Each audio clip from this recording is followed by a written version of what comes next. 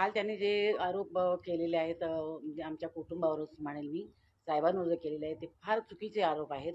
1993ला जे माझं ॲक्सिडेंट झालं ते स्टोनही झालेलं आहे आणि तेव्हा असं काही नव्हतं आमच्याकडे गॅस लाईन आहे, आमच्याकडे सिलेंडर आहेत. आम्ही एवढे श्रीमंत नव्हतोच आम्ही तेव्हा. आम्ही करवंट्या जाळून पण आम्ही जेवण केलंय. असं नाही तर एवढ्या मीडियामध्ये येते की स्टोव नाही कसा, आमदाराच्या घरी स्टोव कसा असू शकतो.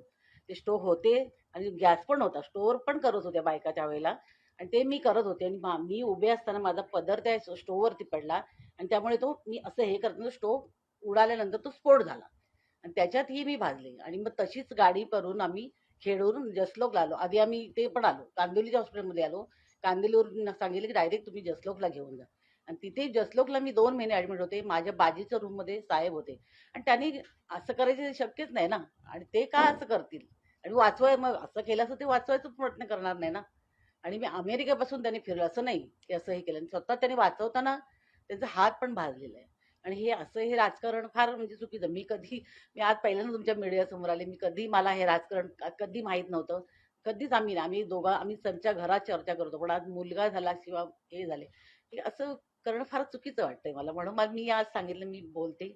मला यायचं होतं मीडियासमोर मी आले. आता त्या प्रतिक्रिया येतील की आता बायकोला आणली नीट आणि हे केलं. पण हे चुकीचं आहे. मला सांगावंच वाटलं म्हणून मी सांगते.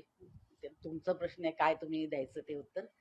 म्हणजे आणि मीडियामध्ये पण असं एवढं पसरवू नका ते म्हणजे कुटुंबाला पण त्रास होतोय. असं तुमचे ते स्टेटमेंट जे येत आहेत ना, जे पब्लिक बोलते ते वेगळं आहे. पण तुम्ही जो घालताय प्रकार तुमच्या ह्याच्यामध्ये फार चुकीचं आहे ते. मग एखादी एवढी बदनामी तरी करू नका ना. तुम्ही त्याच्यामध्ये बघा काय बोलतायत ते आणि खरं ती आहे का परिस्थिती हे पण विचार करा. आम्ही पण फेसबुक तर आम्ही पण बघतो. आम्हाला खूप त्रास होतो याचा.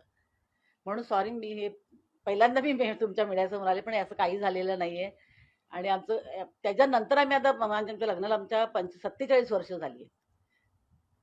असं नाहीये ना, हे खोटं आहे सगळं. जे काय राजकारणासाठी तुम्ही फॅमिलीचा उपयोग करायला नाही पाहिजे असं मला वाटतं. चल.